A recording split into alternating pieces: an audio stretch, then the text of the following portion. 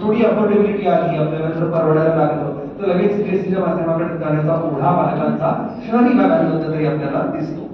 तर मग हे कदाचित काउंटर कसं करायचं याच्याकरता म्हणून मग दोन्ही पूर्ण एकच आहेत या प्रकारचं काम म्हणजे त्या प्रकारचा दृष्टिकोन घेतला जातोय का हे मला माहिती नाही. पण महत्वाची बाब जी लक्षात घेतली पाहिजे ती असं की अभ्यासक्रम सीबीएसईचा असो, आयसीएसईचा असो, स्टेट बोर्डाचा असो,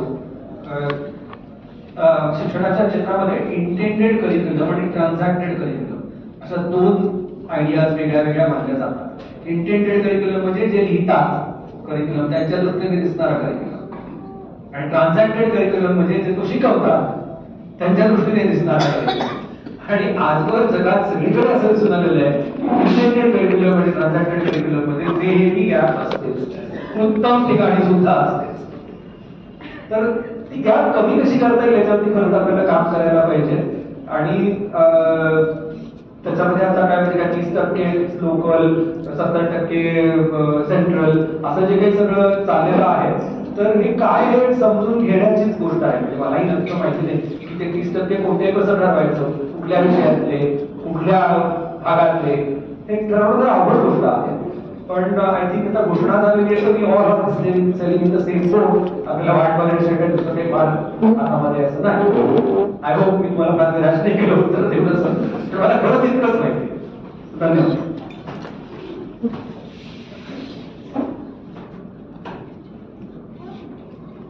सर, पुढचा प्रश्न आहे की 2020 सालच्या शैक्षणिक धोरणात अभ्यासक्रमाचा आकृतीबंध बदललाय, तर यातील पहिल्या 2 टप्प्याबद्दल आम्हाला काय म्हणायचं? किती चालू करूया? अच्छा, तुम्ही दिलं का?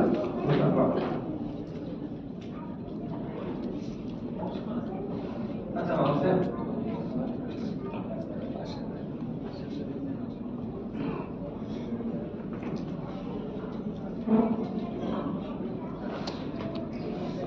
तर ती थोडंसं चित्र आपण बघूया काय आहे ते. डाव्या बाजूला जो आपल्याला खांब दिसतोय तो सगळा 2020 पूर्वीपर्यंतचा आकृतीबंध होता. आणि तो आकृतीबंध काय होता तर 6 वर्षाच्या खालच्या मुलांचं शिक्षण हे तसं गृहीतच धरलं गेलेलं नव्हतं जुन्या आकृतीबंधामध्ये. आणि त्याचं कारण असं आहे की 1966 सालच्या कुठारी कमिशनच्या रिपोर्टमध्ये या शिक्षणावरती मोठं प्रकरण आहे. आणि त्यांनी असं म्हटलं होतं की हे शिक्षण इतकं नेसंट अवस्थेचं आहे, भारताला इतकं नवं आहे की याच्यावरती सरकारने खर्च करू नये. उत्तम लिहिलेला चॅप्टर आहे त्यातला, पण तरी सुद्धा त्याचं रेकमेंडेशन मात्र असं आहे की या शिक्षणावरती फारसा खर्च करू नका. आणि त्यामुळे खालचा जो ड्रॉप दिसतो आपल्याला डाव्या तो मोकळा आहे. आणि 10+2+3+2 असं आपण सगळेच जण जे शिकलेलो आहोत तो हा जुना आकृतीबंध आहे. उजव्या बाजूला तो एनईपी मध्ये नवीन धोरणामधला आकृतीबंध दिलेला आहे की ज्याच्यामध्ये 3 वर्ष प्री स्कूलची आणि 2 वर्ष पहिली आणि दुसरीची असं म्हणून आता एक अभ्यासक्रमाचा आकृतीबंध मानलेला आहे. आता हे का करण्यात आलं तर 66 पासून आतापर्यंत शिक्षणाच्या क्षेत्रात, मानसशास्त्राच्या क्षेत्रात, लर्निंग सायन्सेसच्या क्षेत्रामध्ये जे काही आपलं ज्ञान वाढलं त्यावरनं असं लक्षात आलं की खरा collapse, the real collapse happens at the foundation. जर खालती भक्कम पाया नसेल तर वरची इमारत नेहमीच दूषित राहते. इतकंच नाही तर त्या कारणाने गॅप पडली तर ती नंतर भरणं भयंकर खर्चिक असतं. असं वेगवेगळ्या स्तरातल्या वेगवेगळ्या पातळीवरच्या आंतरराष्ट्रीय अभ्यासात दिसून आलं. आणि म्हणून एकूणच जगभरामध्ये या प्रकारच्या वयोगटाला की ज्याला 3 ते 8 वर्षाचा वयोगट आहे त्याला महत्व आलं. आणि म्हणून आता भारतामध्ये 3 ते 8 वर्ष वयोगटाच्या मुलांसाठी हा एक अभ्यासक्रम त्याप्रमाणे. सो त्यामुळे हा पहिला तुकडा टप्पा झाला. त्यानंतर 3+3+4 अशा पद्धतीने याला त्यांनी म्हटलं की फाउंडेशनल स्टेज, मग प्रिपरेटरी स्टेज, मिडल स्टेज आणि सेकंडरी स्टेज. तर असे 4 वेगळ्या वेगळ्या तुकड्यांच्या मधून हा अभ्यासक्रम आता केलेला आहे. तुम्हाला दिसत असेल वरती की 9वी ते 12वी असं म्हणून आता एकत्र विचार केला जातोय त्या सगळ्यांचा. तर हे करणं काय म्हणतात त्याला की अपरिहार्य जवळजवळ झालेलं होतं. याचं कारण जगभरात बदल होत होते, त्याचं प्रतिबिंब आपल्या पॉलिसीमध्ये पडणं हेही तेवढं साहजिकच होतं. महत्वाचा भाग काय आहे की खालच्या वयोगटाला थोडं महत्व प्राप्त झालं हे जे काही येईल असे थोडक्यात आपण एक लक्षात ठेवूया की हे धोरण आहे, ही पॉलिसी आहे, हा कायदा नाही. त्यामुळे अजूनही हे गॅरेंटेड होईल आणि सगळ्या मुलांना मिळेल आणि भारतातल्या प्रत्येक मुलाचा तो हक्क आहे असं आपल्याला म्हणता येते. हक्क 6 वर्षापासून वरचाच मुलांचा आहे. त्यामुळे अजूनही खालच्या वयाचं शिक्षण, बालवाडीचं शिक्षण हे तसं शिक्षणाचा भाग नाही. पण एक चांगलं झालं की अधिकृतरित्या एकदा आता सरकारच्या डॉक्युमेंट मध्ये हे आल्यानंतर अभ्यासाची मंडळी अनेक वर्ष घोषणा लावून बसलेली आहेत की हे करायला पाहिजे, त्याला बळ मिळालं किंवा आता पॉलिसी म्हणते तर आपल्याला करायला पाहिजे काम असं झालं. आणि त्या निमित्ताने असंही झालं की मोठ्या प्रमाणात लोकांचं लक्ष इकडे जायला लागलं की या वयाच्या मुलांचं शिक्षण नावाची काहीतरी गोष्ट असते. आपण एक बघूया की काय पुढे काय जातं.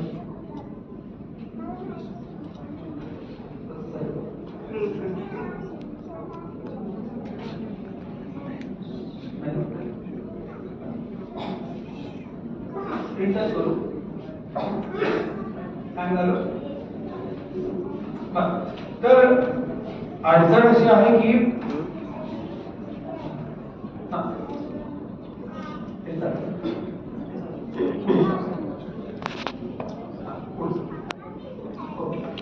आपण बघू 1966 ते 2023 पर्यंत काय फरक पडलाय तो. ही 2 वाक्य जर तुम्ही बघितली तर तुमच्या लक्षात येईल की कोठारी कमिशन म्हणते की या वयाच्या मुलांचा अभ्यासक्रम तयार करणं 3 ते 6 आहे काही शक्य नाही. At best you can say की त्याचे काही उपक्रमांचं एक पंच आहे ते मुलांबरोबर करा, लहान मुलांना काय कोणी शिकवू शकतं. आणि ही जे कोठारी कमिशनचं वेल डॉक्युमेंटेड प्रकरण आहे त्याच्यामुळे हा वयोगट इतके दिवस दुर्लक्षित राहिला होता. आणि 2023 तर ते करिक्युलम डॉक्युमेंट आहे त्याच्यामध्ये मात्र आता व्यवस्थित करिक्युलर गोल काय आहे, कशी असायला हवी, काय अपेक्षा करायचा याचा सगळा हा बहुत सविस्तरपणे केला गेला. म्हणजे करिक्युलम करणं शक्य नाही पासून आता करिक्युलम कसा असावा इथपर्यंतची आपली एक विचार आपला बदलत आलेला आहे त्याच्यामध्ये. त्यामुळे हा पहिला जो टप्पा आहे तो अतिशय महत्वाचा टप्पा आहे. यानंतरही त्याच्यावरती काम अजून बरेच दिवस होणं गरजेचं आहे आणि मग पुढे काय होईल ते आपल्याला त्याच्यातनं जे फळं असतील आपल्याला ते दिसतील. सर्वात महत्वाचं म्हणजे याच्यासाठी सगळ्यात मोठं काम 1986 मध्ये झालं ते म्हणजे सर्वत्र अंगणवाड्यांचं जाळं बसलं. आता त्याच्याबद्दल निदान आम्ही म्हणू तरी शकतो की या वयाच्या मुलांना शिक्षण मिळायला पाहिजे. कारण कोठारीसमोर आयोगासमोर तो मोठा प्रश्न होता की द्यायचं म्हटलं तर देणार कोण देणार, आणि म्हणून तो विषय त्यांनी मागे ठेवलेला होता.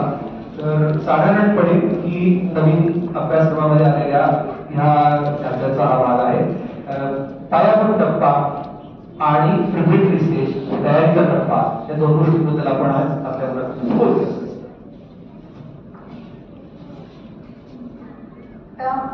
बालवाडीच्या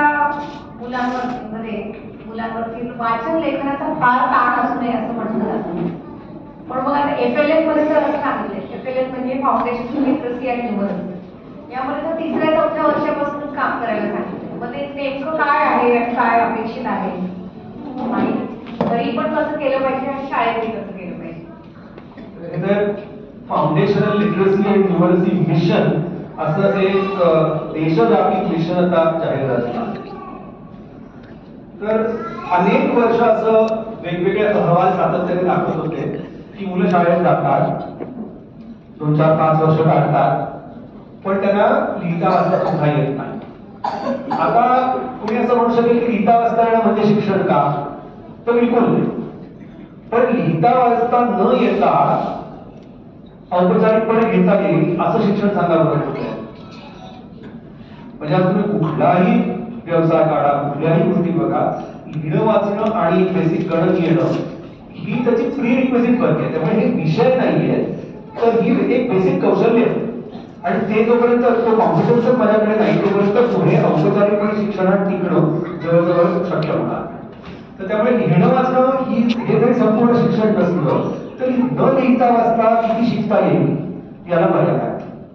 आणि त्या मर्यादा लक्षात घेऊन जवळजवळ सर्व प्रगत देशांनी एक 30 ते 40 वर्षापूर्वी हा विचार मांडला की आपल्याला सार्वत्रिकरित्या लोकांना लिहिता वाचता यायला हवं, त्याशिवाय आपण पुढे प्रगती नाही करू शकणार.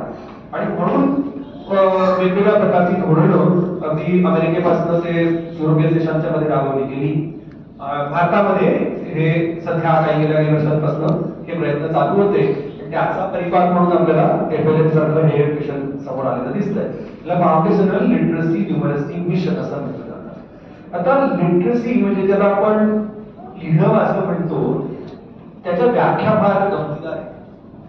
म्हणजे उदाहरणार्थ प्रौढ साक्षरतेचं मिशन दाखवत असेल कोणाला तर त्याच्यामध्ये व्याख्या काय होती? सही करता आली, नाव होता आलं की साक्षर झालं.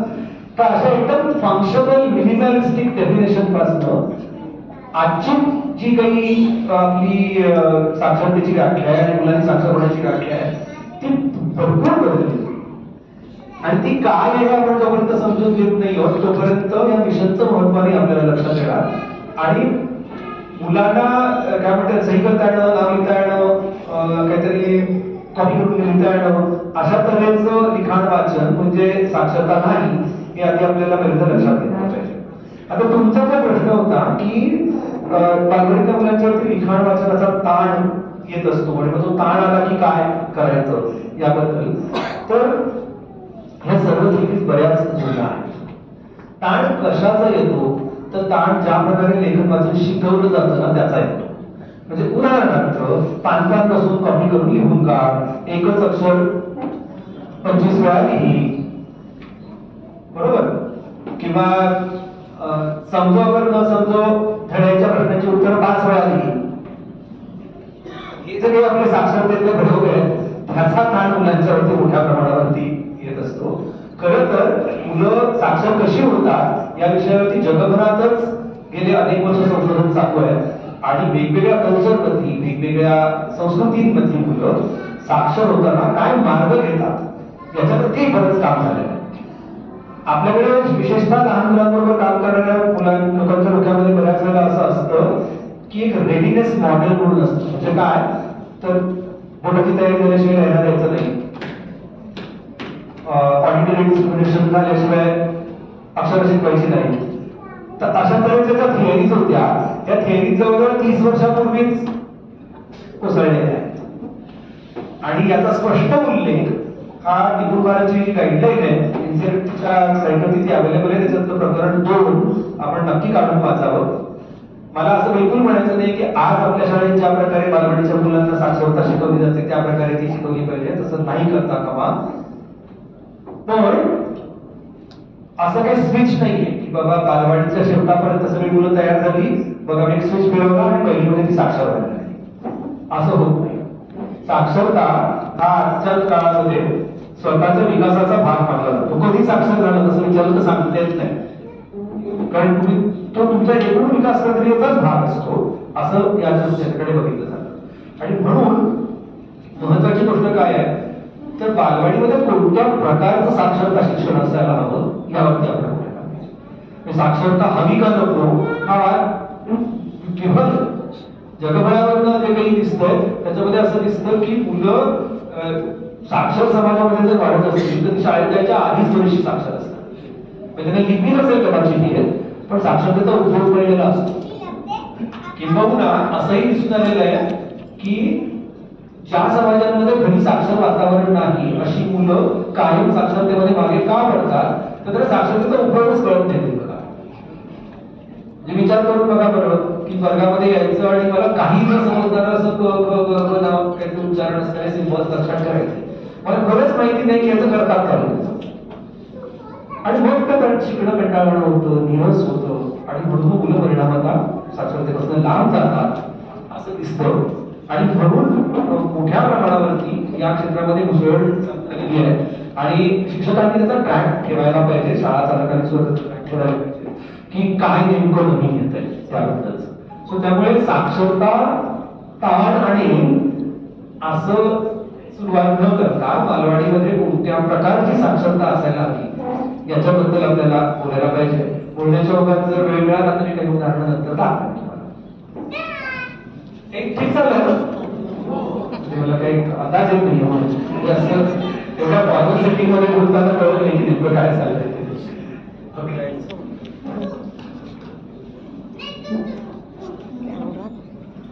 या साक्षरतेच्या विकासाकडे पाहण्याचा नवीन दृष्टिकोन आणि जुना दृष्टिकोन यात काय फरक आहे? आपण बघूया.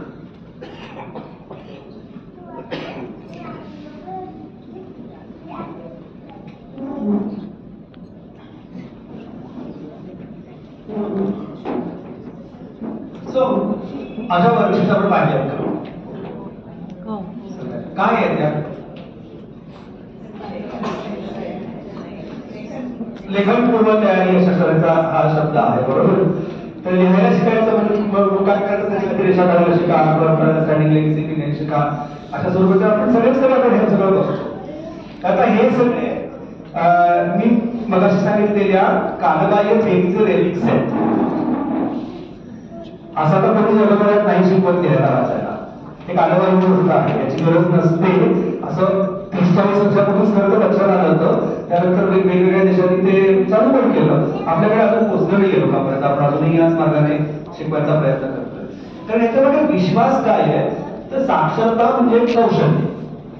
आणि ते कौशल्य काय आहे? एखादं कौशल्य शिकायचं आहे मला, तर मी कसं शिकतो? मी समजा मला सायकल शिकायची, तर काय एकदम बसून चालवायला नाही लागत. मी काय करतो, आधी हॉकिंग शिकतो, मग ते काय पाय टाकून चालवायला शिकतो, मग हळूहळू पाय टाकतो आणि पुढे जातो. तर कुठलंही कौशल्य तुम्ही शिकता त्यावेळेला तुम्ही त्याचे छोटे छोटे तुकडे करता. प्रत्येक तुकडा स्वतंत्रपणे शिकता आणि मग जोडून ते गुंतागुंतीचं कौशल्य अवगत करता. साक्षरतेकडे कौशल्य म्हणून बघितलं तर मग या प्रकारची शिक्षण पद्धती आपल्याला घ्यावी लागते. तर आता मुळातच जो पॅराडाईम शिफ्ट ज्याला म्हणतात तो असा आलेला आहे की साक्षरता हे कौशल्य नाही फक्त, किंबहुना कौशल्य त्यातला अगदी थोडासा भाग आहे. त्याच्या पलीकडे भरपूर काहीतरी गोष्टी आहेत की ज्या साक्षरतेसाठी आवश्यक आहेत. आणि हे लक्षात आल्यामुळे या जरेचं शिकवणं आता हळूहळू बंद व्हायला हवं. इतकंच काय, वाचनपूर्व तयारी किंवा लेखनपूर्व तयारी हेही आता कालबाह्य गोष्टी आहेत. चालण्यापूर्व तयारी असते का? नसते. चालतो चालायला लागवरती का? कारण तो विकासाचा भाग आहे म्हणून. धावण्यापूर्व तयारी नसते, धावतो. धावण्याचं कौशल्य सुधारायचं वाटत असेल बोलू, पण असं नाही म्हणतो वेगळं धावण्यापूर्व तयारी करूया. तर तसंच आहे की मुलं साक्षर होतात त्यावेळेला त्यांचं पूर्ण तयारीचं वगैरे काही जे मॉडेल असतं ते आता फारसं कुठेच जगाने किंवा काहीच वापरलं जात कुठे. तर आपल्याला या सगळ्या गोष्टींची माहिती करून घेतली पाहिजे आणि शाळांमध्ये त्या प्रकारे आपला व्यवहार बदलायला पाहिजे.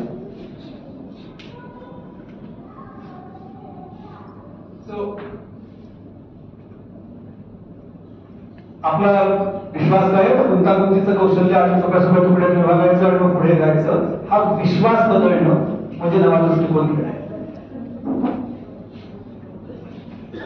तुम्ही लिखाण कसं मग ते नाही करायचं तर मग काय होतं, हे काही दिसतात का शेवटपर्यंत मी काय दाखवतोय ते तुम्ही थोडस सांगतो काय आहे.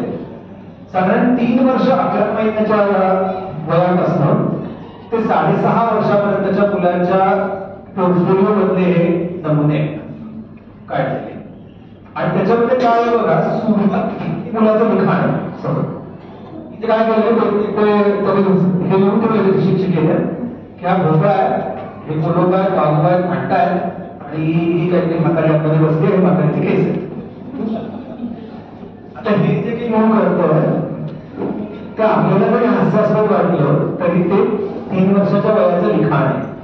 कारण शेवटी लिखाण म्हणजे काय, तर आपल्या मनातल्या कल्पना, भावना, विचार काहीतरी सिंबल वापरून कागदावरती उतरवतो, बरोबर. तर ते सिंबल्स ते अक्षरच असायला हवे तसं काही चित्रपट चालतं. तर इथून लिखाणाची सुरुवात होते की माझ्या डोक्यात जे आहे ते मी तुम्हाला कागदावरती काढून दाखवतो, त्याच्या आधारे वर सांगतो की बघा हे असं असं आहे. आणि याला आजकाल लिखाणाची सुरुवात असं म्हटलं जातं. आणि हे मुलांना विपुल प्रमाणात करायला मिळतं, ही माझ्या साक्षरता शिक्षणाचा भाग. त्यानंतर तुम्ही बघा 4 वर्ष 6 महिने एक 6-7 महिन्याच्या अंतरानंतर याच मुलांनी काय दिसते बघायचे, इथे दिसतंय का लिहिलेलं काहीतरी काहीतरी दिसतंय आणि त्याचा त्याला म्हणायचं काय, तर मी मामाच्या गावाला गेलो, झुकझुक करीत बसलो, सोहमचा वाढदिवस होता, तिथे खूप माणसं आली होती, मग आम्ही पूर्वाकडे गेलो. एवढं सगळं या क्रिप्टिक लिपीमध्ये लिहिलेलं आहे. आणि ते मुलांना जर सांगितलं तर मुलं खरंच वाचून दाखवतात. आता बघा ह्याचा अर्थ काय आहे? ही साक्षरता, आता तुम्हाला ही कुठली साक्षरता? तर हो, खरोखरच ही साक्षरता आहे. कारण लेखन म्हणजे काय असतं, तर आपले विचार ऑर्गनाईज करणं आधी, त्याला एक क्रम देणं, त्या क्रमाने ते कागदावरती उतरवणं आणि परत रिप्रोड्यूस करू शकतो. आता याच्यामध्ये लिपी जरी तुम्हाला समजदारी असली तरी ह्या सगळ्या बाबतीत घडून की नाही त्याच्यामध्ये विचारात सुसंगत ऑर्गनायझेशन दिसतंय, ते लिहून काढले, ते तुम्हाला ते परत वाचून दाखवतो. तर या सर्व प्रवासामध्ये नेमकं मुलांना इनपुट काय असायला हवा याच्यावरती आपल्याला काम करायला पाहिजे. याला इमर्जंट लिटरसी अप्रोच असं म्हणतात टेक्निकल भाषेमध्ये.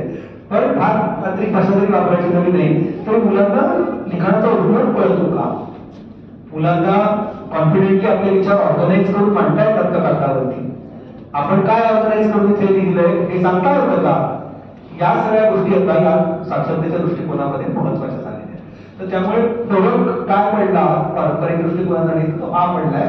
आणि साधारण 6व्या-6.5व्या वर्षी ही जवळजवळ तुमच्या पारंपरिक लिपीत लिहिलेली व्यवस्थित गोष्ट आहे. ओके. आणि यात कुठेही एक अक्षर दहाव्यानी, रेषाकाढ, पुस्तिलेख, अनुलेखन कर यांचं काही या मुलाने केलेलं नाही. तर इथून इथपर्यंतचा प्रवास कसा घडला याच्यामध्ये साक्षरतेची पेडागॉजी आहे. आणि ती जोपर्यंत आपण बदलत नाही तोपर्यंत आपण नवा दृष्टिकोन वापरत किंवा म्हणता येणार नाही. त्या दृष्टिकोनाबद्दल बरंच काही बोलण्यासारख्या इंटरनेटवरती भरपूर वाचण्यासाठी सुद्धा आहे. बॅलन्स लिटरसी अप्रोच असं जर थोडं सर्च केलं आणि मी म्हटलं तसं की निपुण भारतच्या गाईडलाईन मध्ये सुद्धा चॅप्टर नंबर 2 वाचून बघितला तर अंदाज येऊ शकेल की काय म्हणायचं त्याला नेमकं. तर हे तर निश्चित आहे का की आपण ज्या प्रकारे लिहायला वाचायला शिकलो त्याच्यापेक्षा हे थोडं वेगळं आहे का, असं म्हणता येईल की तेच आहे, वेगळं आहे. अजून एक मोठा फरक पडलेला आहे दृष्टिकोनामध्ये, तो म्हणजे असं की सामान्यपणे भारतातली लोक वाचायला कशी शिकतात तर आधी ते पूर्ण वर्णमाला शिकतात, क आणि शिकतात, क ख शिकतात, मग बाराखडी शिकतात, मग हळू शब्द वाचायला लागतात, मग वाक्य वाचायला लागतात, मग काय मजकूर वाचायला लागतात. पण या प्रकारे शिकवायला गेलं तर बरीचशी मुलं शिकवण्यात फेकली जातात. त्याचं कारण काय आहे तर भारतीय लिप्यांचे जे भारतीय जी लिपी आहे त्याला अल्पसिलेबिक प्रकारची लिपी म्हणतात. तर त्याचा प्रॉब्लेम असा आहे की एका शब्दाला एका उच्चाराला एक अक्षर आहे, इंग्लिश सारखी गोंधळ नाहीये. ए म्हणजे ऍपवर्ड आणि ए म्हणजे ऑफवर्ड असं नाही. कॅट म्हटलं तर ऍप, कॉल म्हटलं तर ऑफ असा गोळ नाही. पण प्रॉब्लेम काय होतो त्यामुळे की चिन्हांची संख्या वाढत जाते. म्हणजे मुळातच आपल्याकडे अक्षर जास्त, त्या स्वरचिन्ह जोडून तयार होणारी अक्षरं अजून जास्त, आणि तेवढंच ठेवत नाही आपण एकमेकांना व्यंजन पण जोडतो आणि जोडाक्षर पण बनवतो. एकूण युनिक चिन्हांची संख्या खूप वाढते आणि त्याच्यामुळे मुलांना लिहायला वाचायला लागतो. आणि याकरता म्हणून काय करायचं तर वर्णमालेचे छोटे छोटे गट तयार करून त्या गटातनं तयार होणारं सगळं वाचायला लागतं आणि बोर्ड आधी ओपन करणं या तऱ्हेचं तंत्र विकसित झालेलं आहे. किंवा आपल्या बालभारतीमध्ये ते असतं, शिकवत पडते तसं शिकवताना मात्र सगळं लिहून ठेवतात आणि मग त्याप्रमाणे सुद्धा असं म्हणतात. तर हे जे छोटे छोटे बदल झालेले आहेत हे एका मोठ्या फिलॉसॉफीचा भाग आहे हे आपण सगळ्यांनी समजून घेतलं पाहिजे. आता सगळं शिकवायचं थोडासा कोण शिकवा म्हणून काही तो अशी 4 अक्षर शिकवली तर काय होईल, शब्द नाही म्हणतात त्याच्यामध्ये, बरोबर. मग काय करावं लागतं की अशी अक्षरं निवडावी लागतात की ज्याच्यामधनं पटकन शब्द तयार होतील, पटकन छोटी छोटी वाक्य तयार होतील आणि तो वाचनाचा आनंद मिळतो स्वतःला. तर या प्रकारे जगाणं हा या नवीन दृष्टिकोनाचा भाग आहे. बालवाडीच्या शब्दाला सगळी वर्णमाला येणं चाललं का 7-8 अक्षरं, काही स्वरचिन्ह आणि त्याच्यातनं बनणारं सगळं वाचता येणं चाललं, काय चाललं असेल वाचता येणं चाललं. कारण शेवटी कशा करता करायचंय तर वाचायचंय. हा अत्यंत महत्वाचा बदल साक्षरतेच्या दृष्टिकोनामध्ये झालेला आहे. आणि याच्यात पालकांनी काय करण्यासारखं आहे तर याच्यात असं दिसतं की इन्स्ट्रक्शन शिकवणं याच्या जोडीला वाचून दाखवणं हा एक मोठा भाग लागतो. केव्हापासून वाचून दाखवायला पाहिजे, केव्हापासून मुलं तुमचं ऐकायला लागतं तेव्हापासून. अगदी 6-7 महिन्यापासून सुद्धा मुलं पुस्तकं बघून पाठवून हे करत राहतात. त्यांना जर वाचून दाखवत राहिलो सातत्याने, त्या वाचनावरची चर्चा करत राहिलो, त्याच्याशी बोलत राहिलो, तर लिपी शिकायला फायदा होतो. तुम्ही बघा, दुकानामध्ये जर तुम्ही गेलात आणि सांगितलं की मला काय 4 वर्षाच्या मुलाला काहीतरी भेट द्यायची, काय सांगतात, काय काय देतात लोक? खेळणी देतील, गाड्या देतील, प्रयत्नाची मुला लावली आहे काय नाही पटेल, पण कोणी आपल्याला मग त्याची खेळणी देते, पुस्तक नाही देते. कारण आपल्याकडे समाजामध्ये विश्वासच असा आहे की अक्षरापेक्षा पुस्तक कशाला द्यायचं, त्याला थोडं वाचता येते. हा समज आपल्याला पूर्णपणे बदलला पाहिजे. अक्षर येवत किंवा न येवत, वाचनातनं काय आनंद मिळतो, त्यातनं काय नेमकं घडतं, वाचणाऱ्यांना काय कळत असतं, या सगळ्याचं डेमॉन्स्ट्रेशन मुलांच्या समोर व्हायला पाहिजे. किंबहुना असं दिसतं की ज्यांना भरपूर वाचून दाखवलं जातं ती मुलं वेगाने लिपी शिकतात. तर हा पालकांसाठीचा महत्वाचा भाग आहे. शाळेमध्ये एका शिक्षकाच्या मागे 25-30 मुलं असतात, कदाचित प्रत्येकाला वाचून दाखवणं शक्य नाही होणार, तरी हे केलं असतं. तर घरात काय आपण करू शकतो, तो शक्यतो वाचून दाखवणं. आणि ते वाचून दाखवणं एकदा लिपी आली की बंद न करता चालू ठेवलं. कितीपर्यंत वाचून दाखवावं, जोपर्यंत मुलाला हवंय तोपर्यंत. खरं तर त्याला असं काही नियम नाही, पण वाचून दाखवत राहणं, त्याच्याबद्दल त्यातलं काय कळतंय, काय आनंद मिळतोय, याचं सतत प्रात्यक्षिक मुलासमोर होणं ही अत्यंत गरजेची बाब आहे. म्हणून पालक म्हणून आपण करू शकतो ना, की बाबा काय साधारण किती वाचून दाखवावं. तर समजा मेमरीतलं मुलं असेल तर त्याला एक वर्षभरामध्ये 30 पुस्तकं तरी वाचून दाखवायला पाहिजे. एक पुस्तक 3-4 वेळा ते एक आवडलं की तेच पकडून बसतात, हेच दाखवलं करतात, म्हणून त्याचा काळा की नवीन करतात. सो हे महत्वाचं कॉन्ट्रीब्युशन आपण करू शकतो. साधं कॉन्ट्रीब्युशन आहे, घराला सगळ्यांनाच करता येणं आहे, पण नाही म्हणत करायचं लहान मुलांसाठी इतकं सिरियसली नाही म्हणत. सो हा फरक ब्रॉडली जुन्या आणि नव्या अप्रोचमध्ये पडलेला आहे. आणि आय होप की हे तेच नाहीये, म्हणजे जे आम्ही हेच करतो असं जर कोणी म्हणाला तर तेच नाहीये, एवढं तरी आपण नक्की लक्षात घेऊया. छान वाटतंय ऐकायला.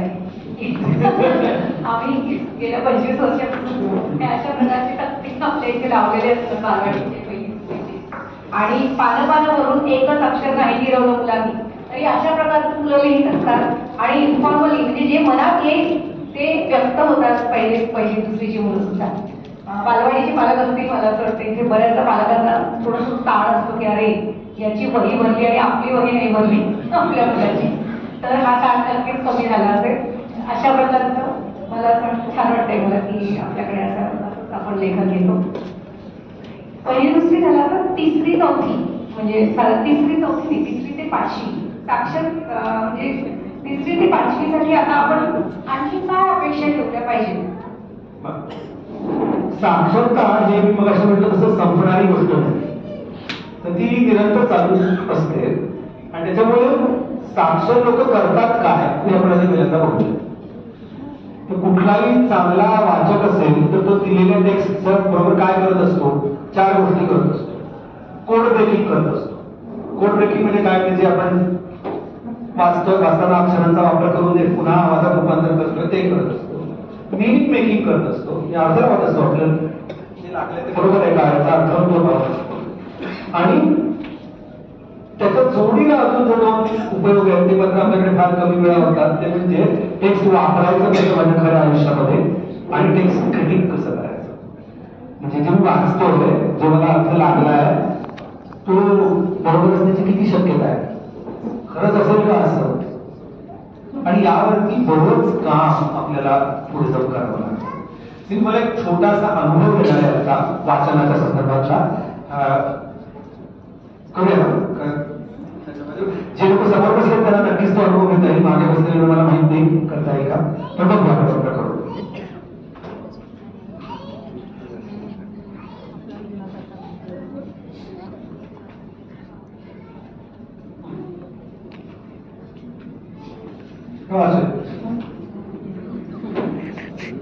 वाचू शकतोय पण अर्थ नाही हे वाचायचं इथून सुरुवात करूया.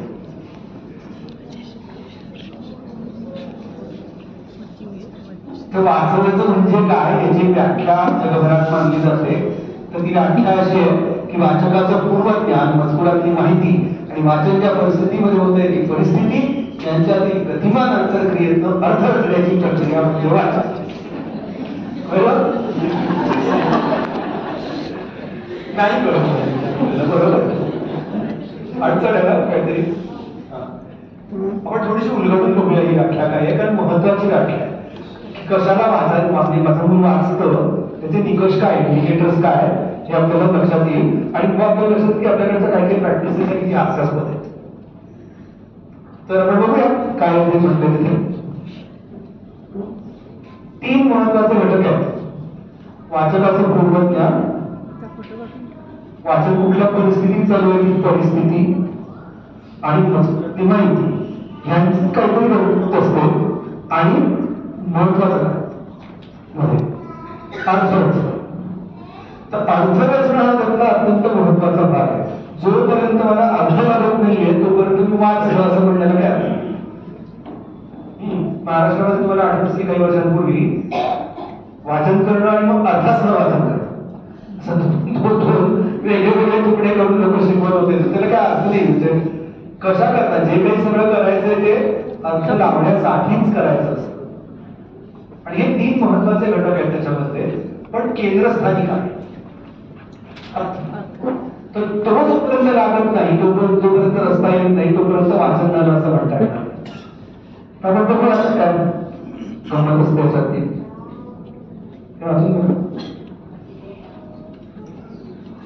येतं वाचता आपल्याला काय अजून दाखवा प्लीज. हा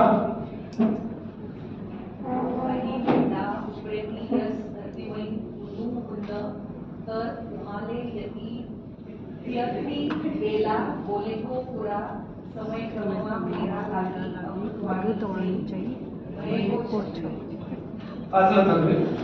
सांगा काय म्हणतो. आपण आत्ताच काय बघितलं व्याख्येमध्ये, केव्हा वाचन झालं असं म्हणायचं, अर्थ लागल्यानं वाचन झालं असं म्हणायचं. मग तुम्ही वाचलं सुद्धा त्याचं त्यांनी वाचलं की नाही ते मग अर्थ सांगा.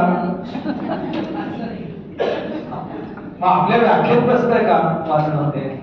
पण त्यांनी काहीतरी नक्की केलं की ज्याला तुम्ही वाचणं असं म्हणताय पण ते वाचणं नाही. कारण वाचन का नाही कारण अर्थ काय क्लिअर आहे. डिकोडिंग म्हणजे काय तर लिपीचं फक्त विसंकेतीकरण केलं. कोड ब्रेकरचा रोल मग अशा आपण बघितलं का कोड ब्रेकिंग करता येते पण मिनिंग मेकिंग नाही होते. मग वाचन नाही चालत. आपल्याकडे बऱ्याच वेळेला मुलं फक्त कोड ब्रेकिंग करतात. करत जातात. शेवटी काय रे बाबा वाचलंस तर शेवटचं जे काय वाक्य असेल ते सांग. हे होत नाहीये ना. याच्याकडे आपल्याला लक्ष ठेवायला पाहिजे. कारण दुसरीच्या शेवटी आपण कोड ब्रेकिंग चांगलं करता यायला लागतं पण मोठा मजकूर दिला की कोड ब्रेकिंगच करत जातात. अर्थ लावायचं सोडून जातात.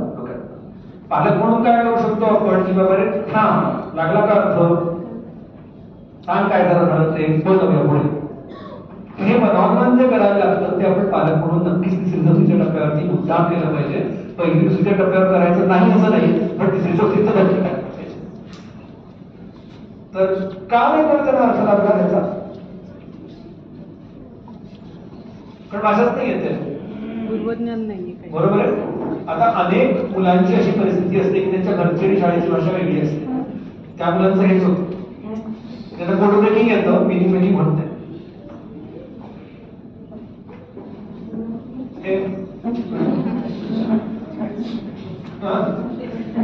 हे तर काहीच नाही वाचता येत. का बरं कोड ब्रेकिंग पण नाही होत कारण लिपी नाही. सो भाषा न येणं लिपी न येणं यामुळे गडबड काय होते की मजकुरात माहिती काय दिली इथपर्यंत मला पोचताच येत. तर हा मुद्दा सगळ्यांनी आपण लक्षात ठेवूया की मजकुराच्या माहितीपर्यंत पोहोचण्यात मला अडचणी असू शकतात. आता ह्याचा अर्थ काय या मजकुराला काही अर्थ आहे का म्हणजे असं आपण जसं सांगू शकतो की वाक्यात जसा अर्थ असतो तसा सगळा अर्थ आहे का या मजकुराचा नाही नक्की आता आहे कसा काय आला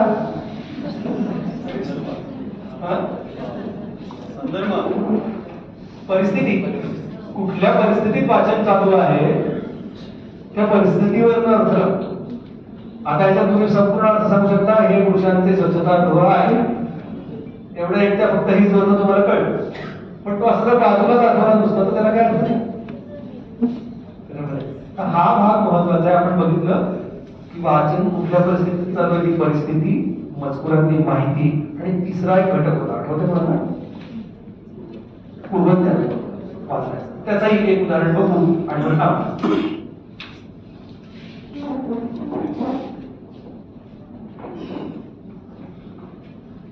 आता तर काही प्रॉब्लेम नाही येते, भाषा येते, लिपी येते, शब्द माहिती आहे, सांगा काय आहे.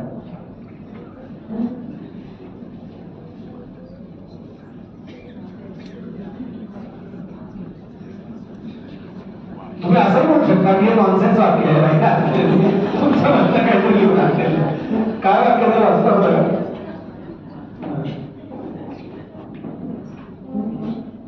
क्वार्क 3 रंगात असतात, लाल, हिरवा आणि निळा. तसेच ते 6 स्वादात सापडतात, वर खाली, मोहित, विचित्र, शेंडा आणि मूर्खा असे हे 6 स्वाद आहेत. वाक्य अर्थपूर्ण आहे का निरंतर आहे? का बरं? सुसंगत नाही आहे, तुला काहीतरी इकडचं तिकडे चालून दिलेलं आहे. बरं, हे सुसंगत वाक्य आता तुम्हाला सांगतो, हे वाक्य अत्यंत सुसंगत आहे, त्याला व्यवस्थित अर्थ आहे. फक्त आपल्याला हे खरं तर एका सुसंगत वाक्याचं गुगल ट्रान्सलेटने केलेलं भाषांतर आहे, आणि ते व्यवस्थित भाषांतर आहे, भाषांतरात गडबड नाहीये. पण आपल्याला ते कळत नाहीये, कारण पार्टिकल फिजिक्स नावाची गोष्ट आपल्याला माहिती नाही. पार्टिकल फिजिक्स म्हटलंय वाक्य, तर तिथले क्लासेसच आपल्याला माहित नाही, तिथलं काही अजिबात काही माहिती नाही, तर अर्थ. त्यामुळे एक महत्वाचा जो भाग आपल्याला लक्षात घेतला पाहिजे तो असा की मुलांना अर्थ लावत असताना त्यांच्या परिसरात वाचायला मिळायला हवं, ते जे काय सांगतात ते लिहिलेलं वाचायला मिळायला हवं.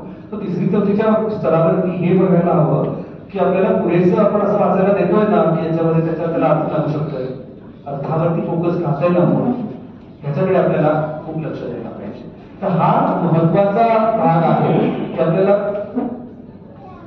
वाचकाचं पूर्ण ज्ञान कमी पडलं तरी सुद्धा आपल्याला गडबड होऊ शकते. आता एकदा परत व्याख्या वाचून दाखव. वाचन म्हणजे काय? वाचकाचे पूर्वज्ञान, मजकुरातील माहिती आणि वाचन ज्या परिस्थितीत होत आहे ती परिस्थिती यांच्यातील गतिमान आंतरक्रियेतून अर्थ रचण्याची प्रक्रिया म्हणजे वाचन. तर मगाशी ज्यावेळेला मी वाचून दाखवली व्याख्या, तेव्हा ती जशी वाटली होती त्यापेक्षा आता थोडी वेगळी वाटते. का?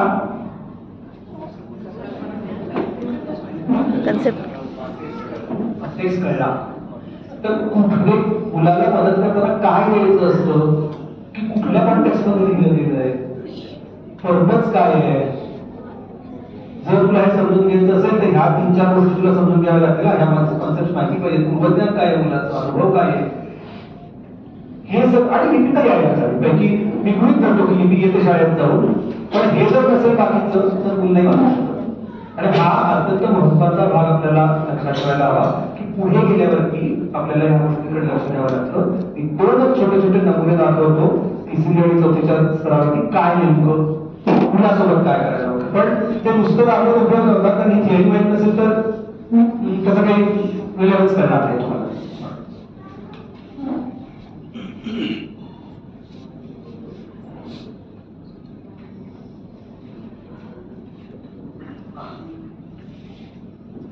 तर एक तर्कात दोष कोणते असू शकतात ह्याच्याबद्दल एक डॉक्टर शंतनू अभ्यंकरांचा एक हे आहे की सर्क्युलर आर्ग्युमेंट म्हणजे काय.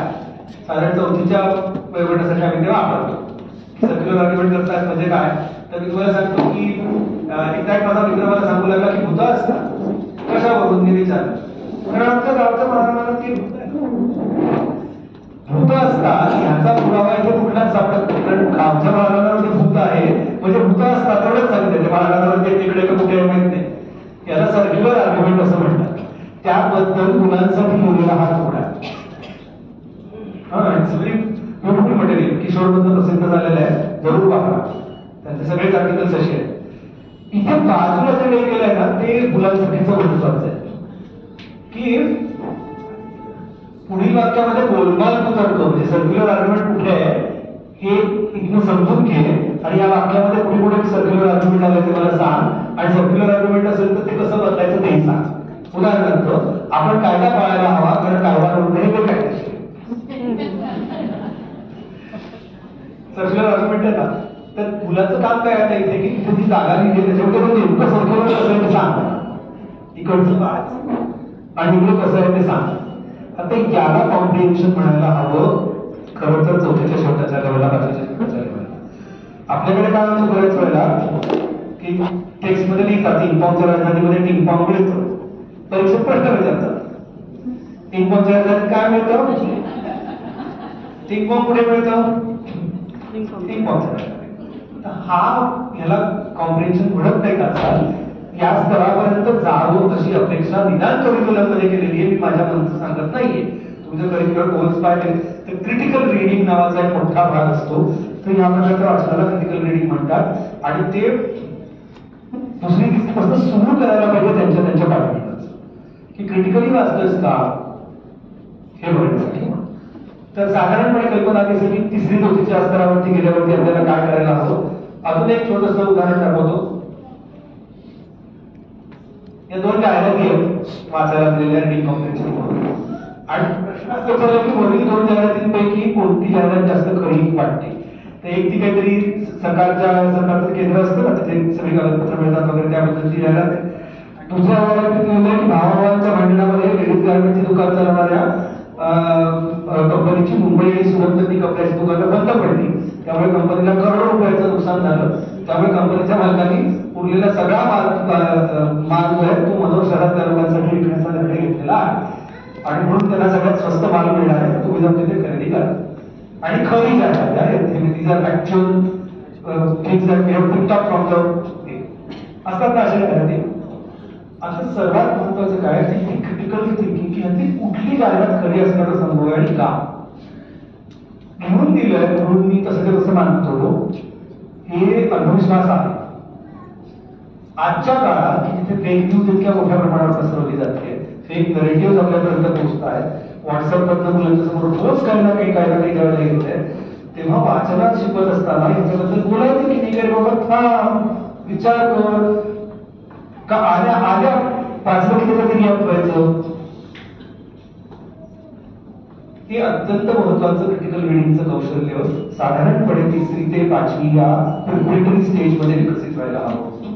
हे जर नाही झालं तर जवळजवळ वाचन न आल्यासारख्या आजच्या जगतामध्ये याचं कारण आपण बघतोय की काय वेगाने आपल्याकडे फेक गोष्टींचा जाईल AI आल्यापासून काही कसंही आपल्यासमोर येऊन पडतं. तर गरज कसली आहे या प्रकारचा विचार करायला शिकवण्याची. हे खरं असेल का जर हे खरं नसेल किंवा असेल तर मी तपासायचं कसं जाऊन मागे कशात कुठली माहिती याच्यावरती अशी आहे की त्याच्यावरती मी शंका घेऊ शकतो. काही गोष्टी आम्ही यांना डिस्कशनला घेतो तेव्हा मुलं म्हणतात पण असेल ना त्याला खरंच नुकसान झालं असेल ना आणि काय समजा त्याला नसेल झालं नुकसान तर एवढ्या स्वस्त कपडे मिळतात तर आपण का नाही घ्यायचे जाऊन. सो कपडे घ्यायचे की नाही हा निर्णय तू सांग that you take a call. मला हे सांग की बाबा चांगलंच खरी वाटली आणि कुठल्या भागावर शंका घ्यायची. मग हळूहळू मुलं सांगायला लागतं की मनोरच का निवडलं त्याला त्या दुसरीकडे जाता येत नाही आणि त्याला जर विकायचं होतं तर मुंबईत त्या कमी माणसं आहेत विकायला आपल्याकडे कशाला घेऊन येतील. असं हळूहळू मुलं त्याच्यात पुढे बिल्ड करत जातात. याचे व्हिडिओज अवेलेबल आहेत हे बरं बघा प्रत्यक्ष मुलं कसं करतात त्याचे साईटवरती तुम्हाला मिळते चॅनलवरती बघायला तर ते जरूर बघा.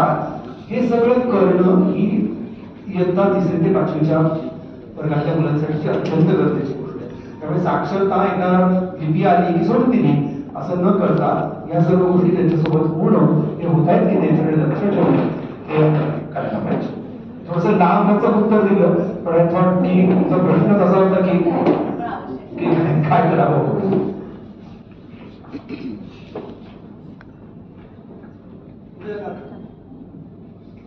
आता आपण गणिताच्या प्रश्नाकडे जातो. गणित शिक्षणाकडे पाहण्याचा दृष्टिकोनही बदललाय का आणि तो बदलला असेल तर नेमके बदल काय आहेत. तर गणित शिक्षणाकडचा दृष्टिकोन तर बऱ्याच मोठ्या प्रमाणावर बदलला. याचं कारण असं की गणित हा तसा युनिव्हर्सल विषय, म्हणजे ते शिकवत असताना गणितापैकी कल्चरल आयाम असला तरी सुद्धा जगभरात त्या विषयावरती काम चाललेलं असतं आणि त्यामुळे सर्वात जास्त वेल रिसर्च कडे बघित असली असेल तर गणिताची. त्यातनं असं दिसतं की आपले बरेच विश्वास आता आपल्याला बदलायला पाहिजे. अगदी सगळ्यात पहिली गोष्ट जर काय असेल तर गणित शिकवणं म्हणजे फक्त आकडेमोड तरी. आकडेमोड करता येणं हा त्यातला एक छोटा भाग आहे आणि शाळेत औपचारिकरित्या गणित शिकणं महत्वाचं असतं. याचं कारण असं की तुम्हाला निरक्षर माणूस मिळतो पण निर्गणित माणूस पाहिजे की ज्याला जरा सुद्धा गणित येत नाही असा नाही मिळत. एकदम म्हणजे काय म्हणते की कधी शाळेत कोण न पाहिलेली व्यक्ती सुद्धा आपल्या युगाचे पैशाचे व्यवहार करत असते, बरोबर. मग शाळेत जाऊन का शिकायचं? कदाचित असं पण होतं की भाजीवाली आपल्या मुलांपेक्षा फार वेगाने गणित करते, बरोबर आहे. मग कशा करता आपण शाळेत जाऊन शिकू? तर याबद्दलचा नुकताच एक ख्यातनाम अर्थतज्ञ नोबेल प्राइज विजेते जे आहेत अभिजित बॅनर्जी, त्यांचा एक पेपर प्रसिद्ध झालाय, जरूर वाचा. त्याच्यामध्ये असं त्यांचं आर्ग्युमेंट आहे की हे जे गणिताचं ज्ञान आहे भाजीवालीकडचं ते तिच्या संपूर्ण कॉन्टेक्स्टशी बांधलेलं आहे. त्यामुळे त्या कॉन्टेक्स्टमध्ये उभं राहून ती चांगल्या प्रकारे ते वापरू शकते. तो गणित शिक्षणाचा आरंभ बिंदू असायला हवा की मुलांच्या कॉन्टेक्स्टमधून सुरुवात करणं. पण ते कॉन्टेक्स्टशी बांधलेलं ज्ञान हे मला दुसरीकडे जाऊन वापरता येत नाही. म्हणजे काय की भाजी विकणाऱ्या व्यक्तीला जर मी कापडाचं दुकानात उभं केलं तर नाही, कारण ते ट्रान्सफरेबल होत नाही नॉलेज. आणि म्हणून औपचारिकरित्या शाळेत गणित शिक्षणाची कोणती आहे आणि गणिताच्या करिक्युलम मधलं सगळ्यात महत्वाचं एक उद्दिष्ट आजकाल जे मानलं जातं ते म्हणजे डिकॉन्टेक्स्चुअलाइज विचार करताय, संपर्काला सोडून विचार करताय. आणि त्याच्याकरता म्हणून शाळेत गणित शिकणं अत्यंत गरजेचं आहे. शाळेतल्या गणित शिक्षणाने हे येतं का नाही येत हा प्रश्न वेगळा आहे आणि तो आपल्याला वेगळ्या पातळीवरती सोडवावा लागेल. पण औपचारिक इन्स्ट्रक्शन गरजेची असते हे गणित शिक्षणामध्ये महत्वाचं आहे. मी काही तत्व तुम्हाला पटापट दाखवतो की पहिलं म्हणजे गणित आणि भाषा एकदम हाताहात घालून जाणारी गोष्टी आहेत. जोपर्यंत गणिताची भाषा येत नाही तोपर्यंत गणित येत नाही, साधी गोष्ट आहे. आता कुठून सुरुवात करायला हवी असं ज्यावेळेला विचारतात लोक त्यावेळेला 3+2 आधी शिकवायचं का वर्ड प्रॉब्लेम आधी द्यायचा? काय करायला पाहिजे? साधी तुझे माझ्याकडे 3 मोठ्या होत्या त्याने मला 2 मोठ्या दिल्या आता 5 झाल्या हे आधी सांगायचं का 3 अधिक 2 सांगायचं? वर्ड प्रॉब्लेम पासून सुरुवात करायला हवी. पण तमाम इंग्लिश मिडियमच्या शाळांच्या बद्दल हे उलट केलं जातं कारण मुलांना वाचतात. ह्या ज्या आपण स्वतःच खणलेले खड्डे आहेत त्याच्यात मुलं पडत असतात कारण डोळ्यासमोर होते ना ते. त्याच्यामध्ये मग काय म्हणतात की हा मोर शब्द आला ना की वेळच. मग मी म्हटलं की I have 10 rupees and Vinodini has 15 rupees, so how many more rupees does she have? 20. असं उत्तर देतात मुलं. का? कारण विचारलं मोर बघतात आणि वेळच करून मोकळी होतात. त्यामुळे गणित शिकत असताना भाषेचं आर्टिक्युलेशन घेणं ही अत्यंत महत्वाची गोष्ट आहे. अगदी छोट्या छोट्या वयामध्ये सुद्धा मुलांना जर तुम्ही बघितलं तर आपल्याकडे बालवाडीत शिकवताना काय कमी काय जास्त असा जगातला कुठला माणूस आहे की ज्याला बालवाडीत कमी जास्त शिकवलं नाही म्हणून ते आलं नाही असं पाहिलं कधी? मग बालवाडीतल्या मुलांचं काय आयुष्य कठीण करून ठेवायचं? त्याचं कारण एवढंच आहे की काय कमी आणि काय जास्त त्याच्यामध्ये कमी जास्त नसतात तुम्ही शिकवत, पण असं म्हणायला शिकवत असतात की चमच्यांपेक्षा 2 वाट्या जास्त आहेत. हे मांडणं संपूर्ण घडलं आपलं हे आपण म्हणून ते बालवाडीत करायचं. त्यामुळे बालवाडीतलं गणित शिक्षण हे अर्ध्यापेक्षा जास्त भाषा शिक्षण आहे आणि तो भाग आपल्याकडे बराच कमकुवत राहतो. आपल्याला वाटतं की मला कमी जास्त शिकवायचं, उंच बुटका शिकवायचं नाही. उंच बुटका शिकवायला नाही लागत, ते आपल्या आयुष्याच्या अनुभवात येतच आपल्याला. येत काय नाही तर मला ते भाषेत मांडता येईल, हे मांडायला शिकवायचं असतं. त्यामुळे भाषा हा अत्यंत महत्वाचा मुद्दा आहे. आपल्याला स्पष्टीकरण देता यायला हवं की नेमकं का सांगता यायला हवं. संख्यांचा क्रियेचा व्यवहारात वापर करता यायला हवा. संख्येची मी तांत्रिक शब्द वापरतोय की शेवटी 2 व्हिडिओ टाकले त्याच्या वेळेला कळेल आपल्याला काय. अनिश्चित भाषा वापरता यायला हवी. तर हे कुठून आलं मध्ये जर तर हा एक मोठा डोमेन स्टॅटिस्टिकल थिंकिंग असा नावाचा प्रकार आहे, किंवा ज्याला बालवाडीच्या वयामध्ये इनफॉर्मल इन्फरन्शियल रिझनिंग असं म्हणतात. आपल्याकडे साधारण किती किंवा साधारण 10 आहेत मुलं वर्ग, साधारण रोज 10 मुलं वर्गात येतात. ह्या वाक्याचा अर्थ मुलांना कळतो. तुमच्या वर्गातल्या मुलांची उंची किती आहे असं विचारलं तर काय सांगणार? हे सांगताय बरोबर. याच्याकरता मला अनिश्चितता लागते.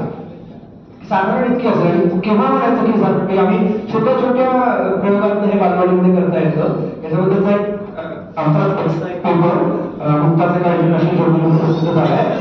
सिंपल गोष्ट आहे की तुझ्या मुठीत किती सीट आहे. कसं उत्तर देणार आहे प्रश्नाचं? काय करायला लागेल? अंदाज देणार आहे कशी करा असं अंदाजाने कसं तुमचा अंदाज का करणार? मुठीत देशील नाही पहिल्यांदा मुठीत 25 आहे. दुसऱ्यांदा येतो तर 25 येतील का? नाही येणार. मग काय करायचं? शोधायचं कसं? माझ्या मुठीत शेंगाने किती मावतात त्याचं उत्तर कसं दे? मग साधारण 25 म्हणूया का? असं नाही करतायत. मग काय करायला लागतं? परत परत परत शेंगाने घेऊन बघायला लागतात आणि त्याचा रेकॉर्ड ठेवायला लागतं. आणि मग कळतं साधारणपणे मग मग कुठे येतंय. मग साधारणपणे 8 शेंगाने होतात असं म्हणू का? तर मग नाही म्हणतं. काही तर शिकवत असतो. बरोबर साधारण 70 शेंगाने होतात असं म्हणू का? त्यालाही नाही म्हणतं. बरोबर साधारण 22 होतात असं म्हणू का? हा चालेल म्हणतं. पण एकदा पण 22 काय आले आपल्याकडे पण नाही, पण तरी ते मागू शकते. साधारण या विचारापर्यंत मूल कसं येतं, स्टॅटिस्टिकली कसं विचार करतं, हे मोठी ब्रांच आहे. भारतीय करिक्युलम मध्ये ती येऊन सुद्धा 10 वर्ष झाली. पण I haven't seen a school which ever teaches it to this level. काय कशाचा विधान ही अनिश्चितता जी आहे ती डील कशी करायची. उद्या पाऊस पडेल का असं विचारलं काय उत्तर द्या? 100% नाही पडणार. तेच प्रॉब्लेम आहे.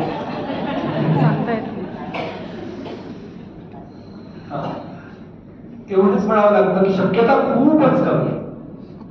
And that's what is understanding probabilistic thinking.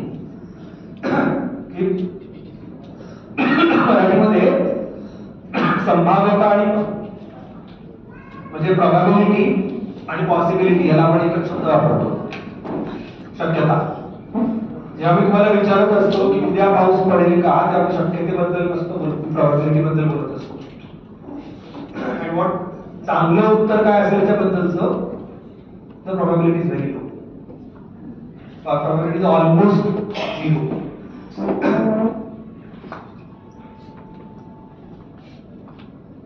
अशा प्रकारची भाषा अगदी बालवाडीच्या वयापासून सुरू करून 5वीच्या वयापासून ती किती कॉम्प्लेक्स व्हायला हवी याबद्दलचं करिक्युलम मध्ये आलेलं आहे. शाळांमध्ये व्यवहारात अजून आलेलं नाही. त्यामुळे हा एक महत्वाचा भाग आपल्या त्याच्यामध्ये असायला हवा. आणि प्रश्न सोडवताना स्वतः विचार काय केला हे मुलाला सांगता येणार. कसं काढलं ते उत्तर बाबा. आणि याला शिक्षणाच्या भाषेमध्ये मेटाकॉग्निशन म्हणतात. आता हे जर सगळं बघितलं आपण तर त्याच्यात आकडेमोड यायला असं कुठे म्हटलेलं नाही. भाग यायला लागते, शिकवायला लागते, पण तो छोटा भाग. हे जे म्हटलेलं आहे ते असं आहे की विचार करता यायला लागतो. आणि हा भाग लक्षात घेऊन आपण गणित शिकवतो का, सुरुवातीपासून शिकवतो का, समजून घेतो का, याच्याबद्दल आपल्याला एफएलएनच्या ब्रॉड डॉक्युमेंट मध्ये इंटेंडेड करिक्युलम मध्ये हे म्हटलं, पण ट्रान्सॅक्टेड करिक्युलम मध्ये आलंय का अजून. आणि ते जर आलं नसेल तर पालक म्हणून आपल्याला काही गोष्टी शिकून घ्या, काही गोष्टी माहिती करून घ्याव्या लागतील आणि त्याच्याकडे जरा वेगळ्या पद्धतीने तर मला वाटतं गणितामध्ये काय बदल झालाय याच्याबद्दलच एक सविस्तर मांडणी केली आहे. खूप बोलण्यासारखं आहे, पण वेळेबाबी काही महत्वाचे मुद्दे आपण बघू.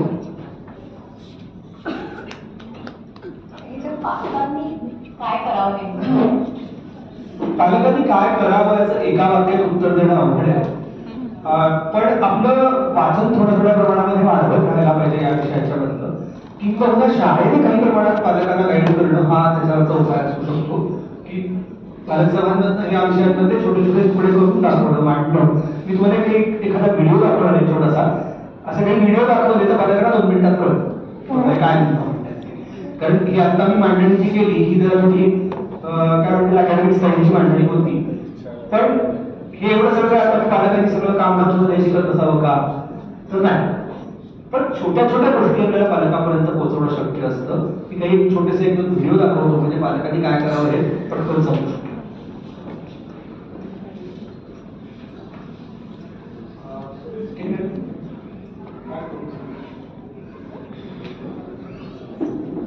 बाहेर जाऊन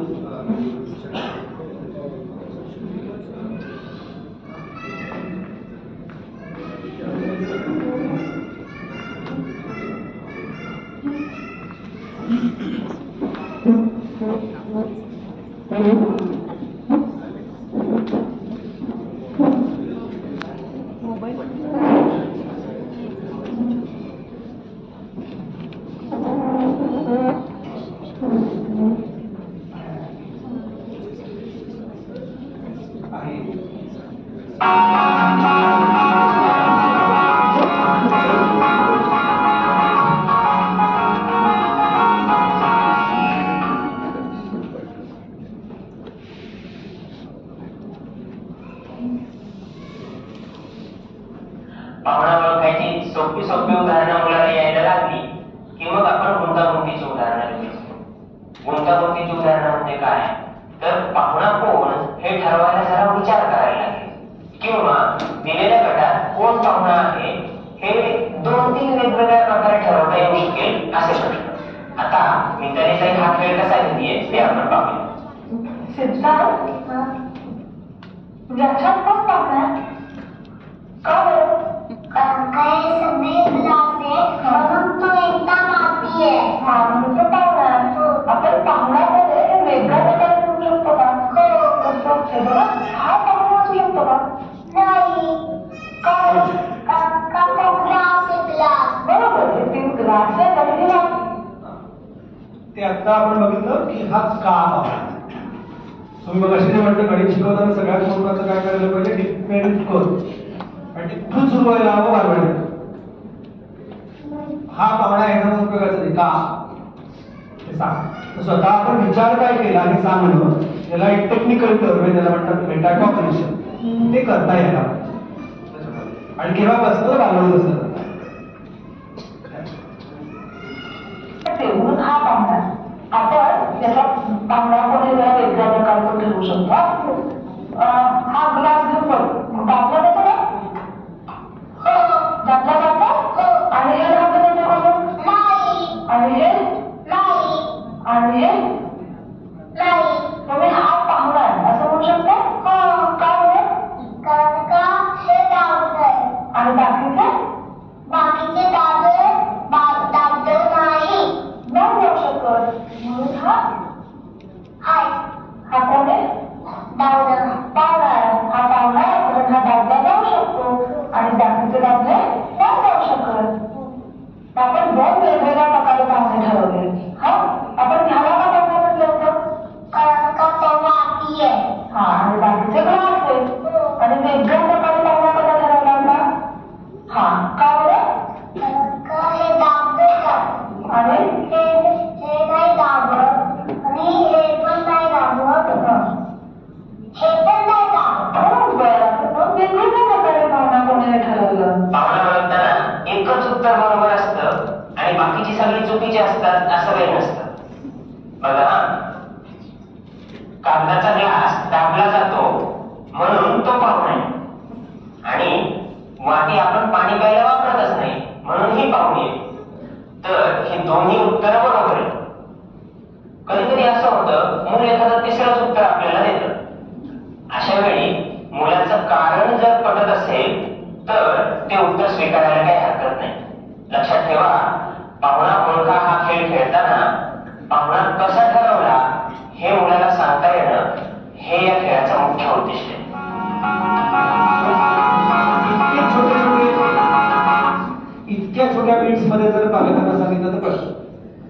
मगाशी मी जे तुम्हाला दाखवलं होतं की स्वतःचा विचार सांगता आला पाहिजे, मेटाकॉग्निशन आलं पाहिजे, त्याचं एक इन्स्टन्स तरी मला दाखवा. मेटाकॉग्निशन म्हणजे काय, मला माझ्या विचारांचा विचार करता येतो का, ते मला दाखवा. तर असे छोटी छोटी मार्गांनी पालक सभांच्या दरम्यान शाळेने थोडंसं गाईड केलं तर या प्रकारच्या गोष्टी पालकापर्यंत पोहोचू शकतात. त्याच्याकरता बऱ्यापैकी थोडंसं काय म्हणतात नियोजन करा. पण पालक आता मला सांगा ह्यांचं काय नाही घरी करता येणार आपल्याला, ह्यांची ऍक्टिव्हिटी पाहिजे, याच्याकरता काय म्हणजे काय क्लास घ्या, काय घ्या, जे काय तुमच्या घरामध्ये ते उचला आणि घ्या आणि सुरू करा शिकवायला. त्यामुळे मटेरियल महत्वाचं नाही, ते मटेरियल आपण शिकवणारा महत्वाचा आहे. तो किती नेमकेपणाने काम करतो यावरती सगळं पुढचं अवलंबून आहे.